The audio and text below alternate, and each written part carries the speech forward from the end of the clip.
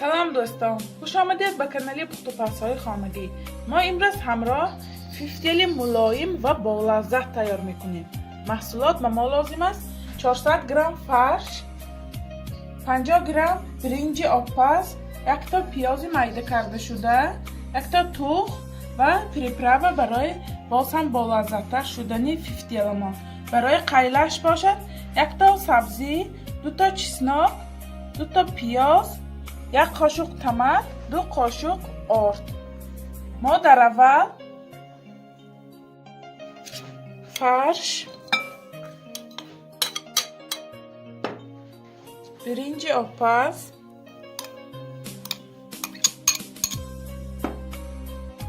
پیاز میده کرده شده، پریپراوا و 1 تا تخم را همراه کرده همش را آمیخته میکنیم. از سبب فرش من نمکدار بود، من نمک همراه نکردم. شما حتما نمک را فراموش نکنید.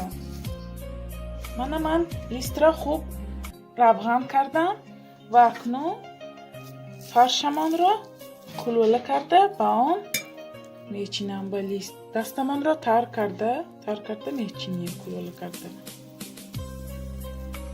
ما فیفتیل را با لیست گرفتیم و اکنون قیله تیار میکنیم. ما 4 قاشق روغن را انداختیم و در اول پیاز را میزربانیم. من الکی پیاز و سبزی را با بلندر میده کردم. شما میتونید با کارد میده کنید. پیازی ما هم سرخ شد و اکنون سبزی را همراه میکنیم و تمر را همراه میکنیم و با آب 8 قاشق آب همراه کرده و بالای سبزی و پیاز ما میاندازیم. اکنون نمک و پریپراوا همراه میکنیم. خیلی ما هم تیار شد و اکنون خیلی تیار کرده من را به بالای فیفتیل ما میاندازیم و اکنون فیفتیل من را به مدت 30 دقیقه و 180 درجه به تفتان میگذاریم. فیفتیل ما هم تیار شد و اکنون کمتر اکرار میپاشیم تا که با لذت تر شود.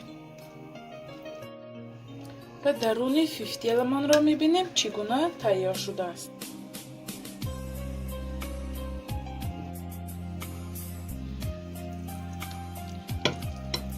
چگونه میبینید فیفتیل های ما هم ملایم با لذت تیار شده است. شما هم حتما برای نزدیکان خود تیار کنید.